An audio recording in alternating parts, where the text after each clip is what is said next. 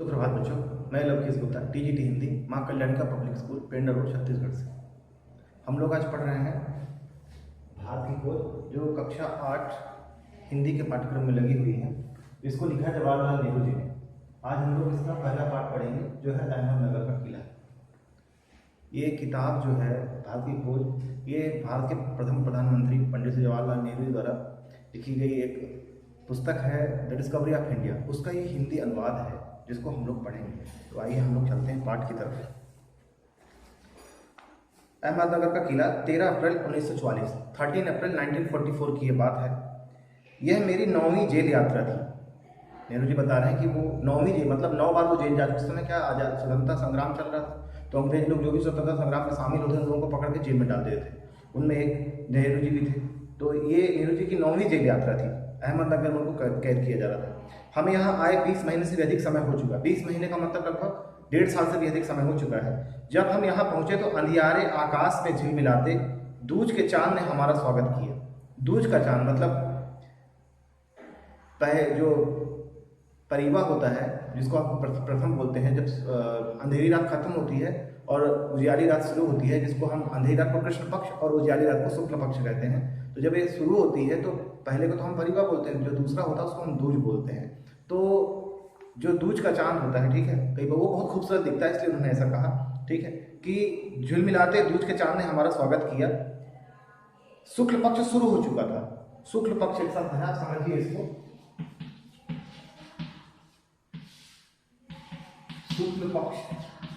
शुक्ल पक्ष को हम लोग बोलते हैं उजियाली रात या उजेली रात। उजेली रात इसलिए बोलते हैं समझने के लिए क्योंकि इंग्लिश में हम फोर्टनाइट बोलते हैं। 15 दिन जो पखवाड़ा होता है, ठीक है, 2 पखवाड़े होते हैं एक महीने में। एक को कृष्ण पक्ष बोलते हैं, एक को शुक्ल पक्ष बोलते हैं। कृष्ण पक्ष में क्या होता है कि जो चंद्रमा है, ठीक है, वो धीरे धीरे घटता जाता और एक बार पूरा घटता है, उस दिन अमावस्या होती है। और शुक्ल पक्ष में क्या होता है, चंद्रमा धीरे धीरे बढ़ता जाता है और फिर जब पूरा फुल मून हो जाता है, हम पूर्णिमा बोलते हैं, इंग्लिश में फुल मून बोलते हैं, ठीक है, तब वो फुल मून को प्राप्त होता है 15 दिन में। तो ये शुक्ल पक्ष की बात कर रहे हैं, ठीक है। तब से हर बार जब नया चांद उगता है तो मुझे जैसे याद दिला जाता है कि कारावास का 1 महीना और बीत गया। तो उसके बाद जब भी चांद उगता था, मतलब उगने का मतलब फिर से जब शुक्ल पक्ष लगता था तो उनको पता चलता था कि फिर से 1 महीना हो गया। मतलब उनके कारावास का, कारावास एक शब्द है,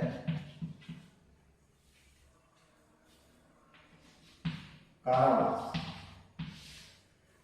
कारा का मतलब क्या होता है, बंदी। वास का मतलब रहना, बंदी गृह में रहना, ठीक है ना।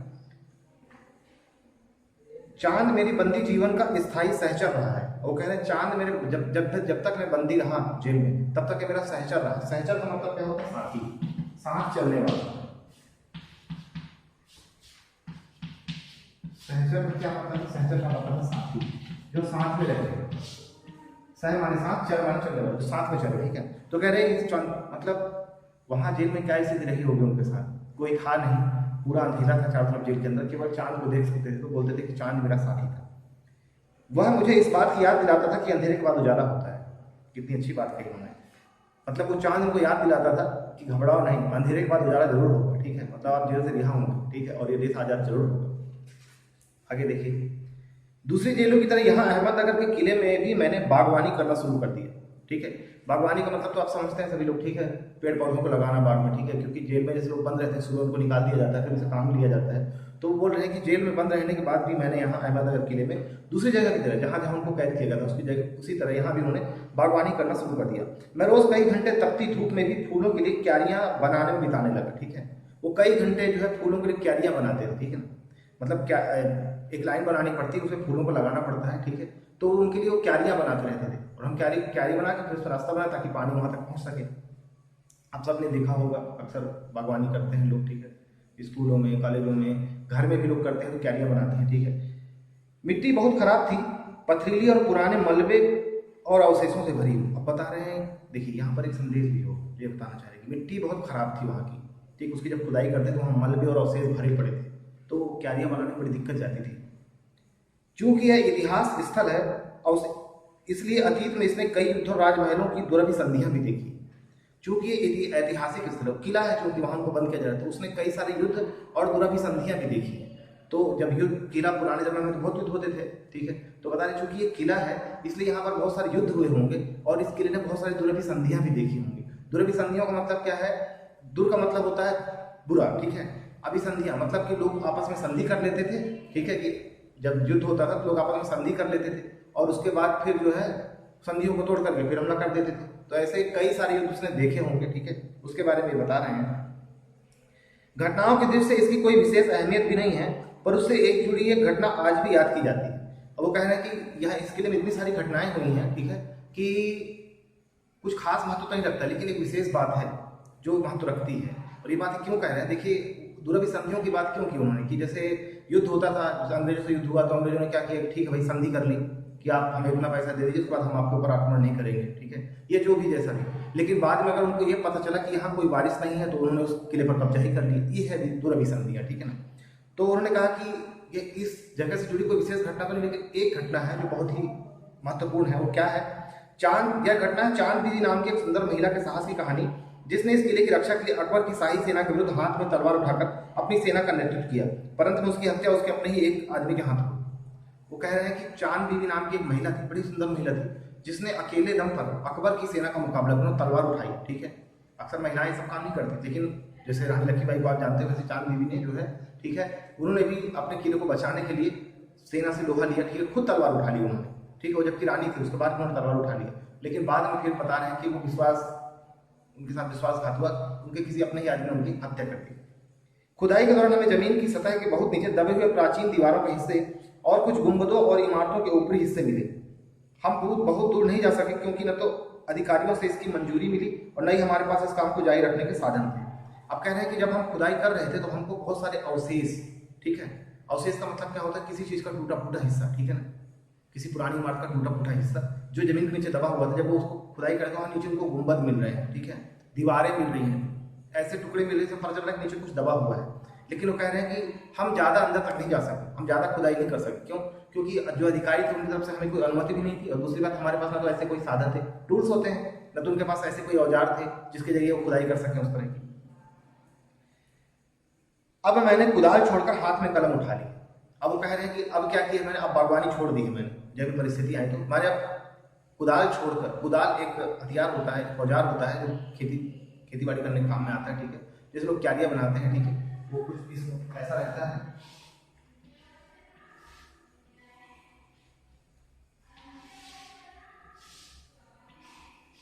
ऐसा होता है और थोड़ा सा आगे की तरफ झुका हुआ होता है।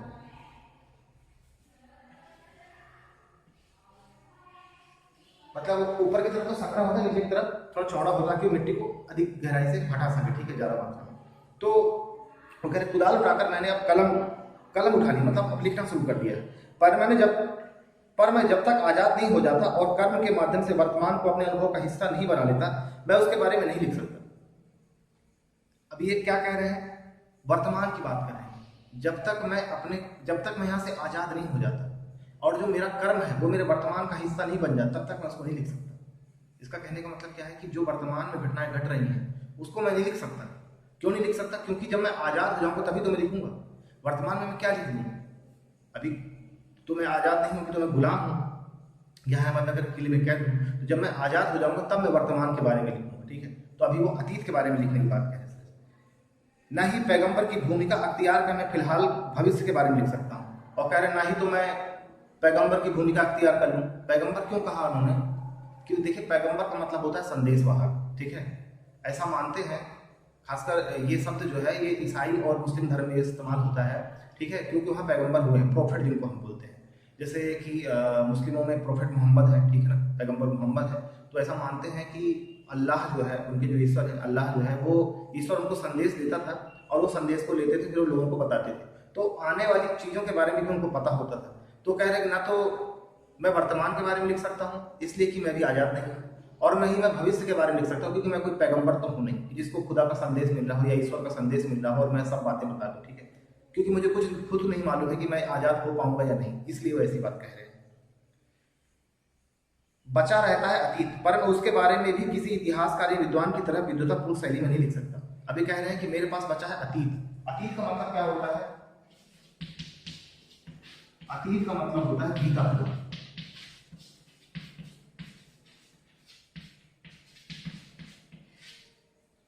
मतलब जो भूतकाल, ठीक है ना, उसको वो कह रहे हैं अतीत। ठीक है, कि जो अतीत है उसके बारे में लिख तो सकता हूँ, लेकिन मैं किसी विद्वान या किसी इतिहासविद की तरह नहीं लिख सकता। उनकी जैसी शैली नहीं है मेरे पास, उनके पास बहुत सारी जानकारी होती है। ठीक है, मेरी अपनी शैली होगी जिसमें मैं लिखूंगा। मैं पहले की तरह अपने आज के विचारों और क्रियाकलापों के साथ संबंध स्थापित करके ही उसके बारे में कुछ लिख सकता हूँ। वो कह रहे पहले भी जैसे मैं लिखता था वैसा ही लिख पाऊंगा मैं। आज मैं जो करता हूँ उसी के आधार पर मैं इतिहास को अपने से जोड़ कर ही लिख पाऊंगा। गेटे ने एक बार कहा था कि इस तरह का इतिहास लेखन अतीत के भारी बोझ से एक सीमा तक राहत दिलाता है। अब वो कह रहे हैं कि गेटे एक फिलोसफर है, वेस्टर्न फिलोसफर, एक पश्चिमी विचारक है। गेटे ने कहा था कि इस तरह का जो इतिहास लेखन होता है जिसमें आप अपने क्रियाकलापों के साथ अतीत को जोड़कर लिखते हैं, इससे क्या होता है कि जो अतीत का एक भार होता है उससे आपको बहुत कुछ राहत मिलती है। ठीक है, अतीत के भारी बोझ से एक सीमा तक ये राहत दिलाता है। राहत का मतलब क्या होता है? राहत का मतलब होता है कि आपको थोड़ा सा आराम मिलेगा। ठीक है, राहत का मतलब आराम होता है। तो कह रहे हैं कि जो अतीत का बोझ है, इतना विशाल अतीत है हमारा, तो उस अतीत से मैं बच जाऊंगा। ठीक है ना, उतना सारा तो नहीं लिख सकता, लेकिन अगर अपने क्रियाकलापों से मैं उसको जोड़ दूंगा अतीत को, तब मैं कुछ जरूर अच्छा लिख पाऊंगा। आगे देखिए, दबाव भला हो या बुरा दोनों ही तरह अभिभूत करता है। अभी उसी दबाव की बात करो, जो ऐतिहासिक दबाव है, किस तरह का दबाव कि हमारी जो ऐतिहासिक परंपरा, ऐतिहासिक विरासत रही है वो कितनी बड़ी रही है। ठीक है, भारत की, तो वो कह रहे हैं कि दबाव किसी भी तरह का हो, वो राहत अवश्य दिलाता है। ठीक है, वो हमें अभिभूत करता है। ठीक है, मतलब रोमांचित करता है। अभिभूत का मतलब क्या होता है? रोमांचित करता है। कभी कभी यह दबाव दमघोटू होता है, खासतौर पर उन लोगों के लिए जिनकी जड़ें बहुत पुरानी सभ्यताओं में होती हैं। ये कह रहे हैं कि ये जो दबाव है इतिहास का, ये कभी कभी दमघोटू होता है। दमघोटू मतलब कि जान निकालने वाला। ठीक है ना, एक शब्द आया है दमघोटू।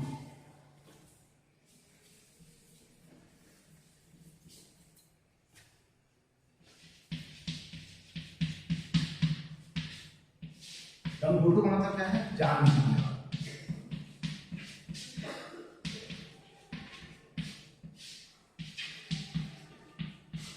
तो कह रहे हैं कि कभी कभी ये जो इतिहास का दबाव भी बड़ा दमघोटू होता है। ठीक है, मतलब हमें अभिभूत तो करता है कि अरे वाह हमारा इतिहास इतना अच्छा रहा, हमारा अतीत कैसा था, लेकिन कभी कभी ये दमघोटू होता है। किसके लिए? जो बहुत, जिनकी जड़ें बहुत गहरी होती हैं, जिनकी जड़ें बहुत गहरी होती है। और वो कौन है? जैसे चीन और भारत। चीन और भारत का जो, मसलन भारत और चीन की जो सभ्यताएं हैं, ठीक है, इनका जो इतिहास है बहुत गहरा है, बहुत पुरानी सभ्यता है। जैसे भारत का इतिहास तो हमारा जो अतीत है वो लगभग 5000 साल पुराना है, बहुत ही पुराना है, सबसे पुराना है हमारा इतिहास। हमारी सभ्यता संस्कृति सबसे पुरानी है। तो इतना दबाव है 5000 साल का हमारे। ठीक है, वो ये कह रहे हैं। आखिर मेरी विरासत क्या है? वो कह रहे हैं कि मेरी विरासत क्या है? विरासत का मतलब होता है पूर्वजों द्वारा जो हमें दिया गया है। ठीक है, जो हमारा अतीत में जो हमारा सब कुछ था, वो आखिर है क्या? ठीक है, मसलन मैं किन बातों का उत्तराधिकारी हूँ? ठीक है, मतलब मैं उत्तराधिकारी किस चीज का हूँ? ठीक है, मेरे लिए क्या छोड़ा गया है, मेरे पूर्वजों द्वारा मेरे लिए क्या छोड़ा गया है, मैं किस चीज का उत्तराधिकारी हूँ? क्या उन सबको जिसे मानवता ने दसियों हजारों साल के दौरान हासिल किया? क्या मेरा सब कुछ वो है जो मनुष्य ने कई हजारों सालों में प्राप्त किया है? क्या वो सब कुछ मेरा है? उसकी विजयों के उल्लास का, उसकी पराजयों की दुखद यंत्रणा का, मानव के उन हैरत अंगेज साहसिक कार्यों का जिनकी शुरुआत युगों पहले हुई और जो अब भी जारी है और हमें आकर्षित करती है, मैं किस चीज का उत्तराधिकारी हूँ? क्या मैं उस चीज का उत्तराधिकारी हूँ जो मेरे पूर्वजों ने, जो 10,000 साल पहले हमारे जो पूर्वजों को छोड़कर चले गए, ठीक है, जो हमारे पास है, वो उसकी विजयों के उल्लास का, जो हमने जितनी विजय प्राप्त की है। उल्लास का मतलब होता है खुशी। उल्लास का मतलब क्या होता है? खुशी।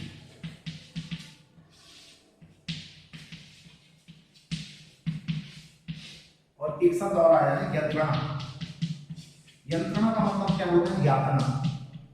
यंत्रणा का मतलब है यातना, या इसको आप समझिए तो कि मैं किस चीज का उत्तराधिकारी हूं?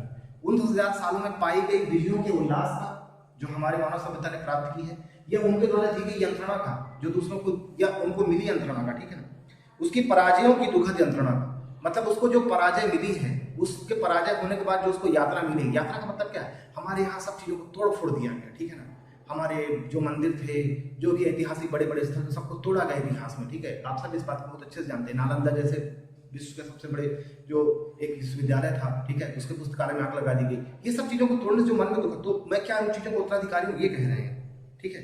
या फिर कह रहे हैं कि मानव के उन हैरत अंगेज साहसिक कार्यों का जिसकी शुरुआत युगों पहले हुई और जो अब भी जारी है, या मनुष्य ने जो हैरत अंगेज कार्य किए, विज्ञान की जो वैज्ञानिक चमत्कार हुए, ठीक है, हैरत अंगेज मतलब आश्चर्यजनक, ठीक है।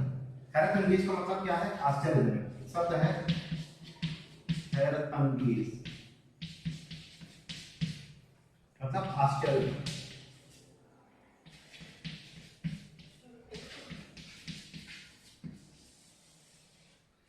जो आश्चर्यजनक मनुष्य ने खोज की है, ठीक है ना, हमारे देश में, तो क्या मैं उन चीजों का उत्तर, जो वैज्ञानिक खोजें हुई हमारे यहाँ, ठीक है, तो क्या मैं उन चीजों का उत्तराधिकारी हूँ? वो ये कह रहे हैं जो हमें आज भी आकर्षित करती है और लगातार अभी तक खोज चल रही है। मैं इस सब का वारिस हूं। वारिस का मतलब क्या है? उत्तराधिकारी। एक शब्द आया है वारिस। वारिस का मतलब क्या होता है? उत्तराधिकारी।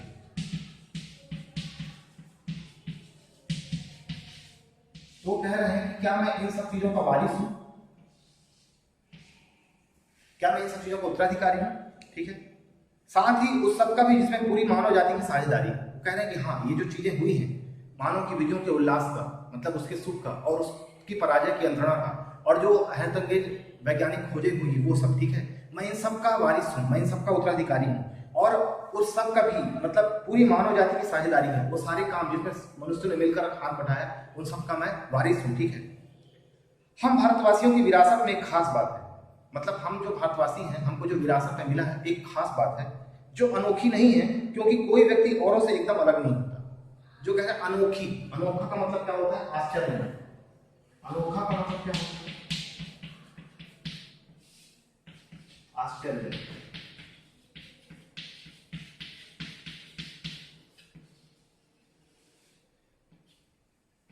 अनोखा का मतलब क्या है? जो मतलब कि जो ये हमें मिला हुआ है, ठीक है, ये कोई जो विरासत है, कोई आश्चर्यजनक वाली बात नहीं है, ठीक है ना, क्योंकि कोई व्यक्ति औरों से एकदम अलग नहीं होता। कि जो व्यक्ति है किसी और दूसरे से एकदम से अलग नहीं होता है, सबके पास उसका अपना इतिहास होता है, ठीक है, और सबकी अपनी खुद की विरासत होती है। तो मनुष्य के लिए ये विरासत का होना ये कोई बहुत आश्चर्य की बात नहीं है, ऐसा ही कह रहे हैं, ठीक है। अलबत्ता एक बात हम लोगों पर विशेष रूप से लागू होती है, जो हमारे रक्त मांस और अस्थियों में समाई हुई है। ये कह रहे हैं अलबत्ता, बावजूद इस चीज के जो उन्होंने कही बात कि मनुष्य एकदम एक दूसरे से अलग नहीं होता, बावजूद इसके एक विशेष बात हम लोगों में है। वो क्या है? जो हमारे रक्त मांस और अस्थियों में समाई हुई है, इसी विशेषता से हमारा वर्तमान रूप बना है और हमारा भावी रूप बनेगा। और ये जो विशेषता है जो हमारे रक्त मांस और हमारी हड्डियों में समाई हुई है, ठीक है, इससे हमारा वर्तमान रूप बना है, उसी से हमारा वर्तमान रूप बना है और उसी से हमारा भविष्य भी बनेगा। और वो क्या है? वो है हमारी सभ्यता और संस्कृति। कितनी बेहतरीन बात कही है, ठीक है, बहुत ही बढ़िया बात कही। इसी विशिष्ट विरासत का विचार और वर्तमान पर इसे लागू करने की बात एक लंबे अरसे से मेरे मन में घर किए। अब वो कह रहे हैं कि ये जो विशेषता है विरासत की, ठीक है ना, जो विरासत की विशेषता का जो विचार है, इसको वर्तमान पर कैसे लागू करूं, ठीक है, जो हमें अतीत से मिला उसको वर्तमान के साथ कैसे जोड़ें, यही एक बात मेरे मन में घर किए हुए, मतलब मेरे मन में विचार चल रहा है कि उसको कैसे जोड़ूं जिस पर वो लिखना चाहते हैं। मैं इसी के बारे में लिखना चाहता हूँ। विषय की कठिनाई और जटिलता मुझे भयभीत करती है। मुझे लगता है कि मैं सही तौर पर इसका स्पर्श ही कर सकता हूँ। कितनी बेबाकी से और कितनी सच्चाई से उन्होंने बात कही कि विषय की कठिनाई और जटिलता मुझे भयभीत करती है। वो कह रहे हैं मैं इसी के बारे में लिखना चाहता हूँ, ठीक है, इस वर्तमान के साथ इस इतिहास को जोड़ करके, ठीक है, लिखना चाहता हूँ। लेकिन मुझे भय लगता है, ठीक है, मुझे डर लगता है और मुझे जटिलता महसूस होती है, कठिनाई महसूस होती है। क्यों? क्योंकि जो अतीत है वो बहुत बड़ा है। क्या मैं वाकई में उस सतह तक पहुंच पाऊंगा, नीचे तक? तो कह रहे हैं कि नहीं, मैं ऐसा नहीं कर पाऊंगा। मैं सतही तौर पर इसका स्पर्श ही कर सकता हूं, मैं केवल ऊपर से ही स्पर्श कर सकता हूं। उतनी बड़ी विरासत की जानकारी को देना शायद मेरे बस में नहीं है, ठीक है। हमारा जो इतिहास है, मैं केवल उसको केवल सतही तौर पर स्पर्श, केवल छू सकता हूँ। मैं उसकी केवल थोड़ी बहुत जानकारी आपको दे पाऊंगा, ठीक है, मतलब उतनी ही जानकारी मैं दे सकता हूँ जितना मेरा ज्ञान है उसके हिसाब से। बड़ी बेबाकी से उन्होंने बात कही, बहुत ही अच्छी बात कही। तो आज के लिए बस इतना ही बच्चों। इसके अगला जो पार्ट है, ठीक है, जिसका नाम तलाश है, इसको हम अगले भाग में पढ़ेंगे।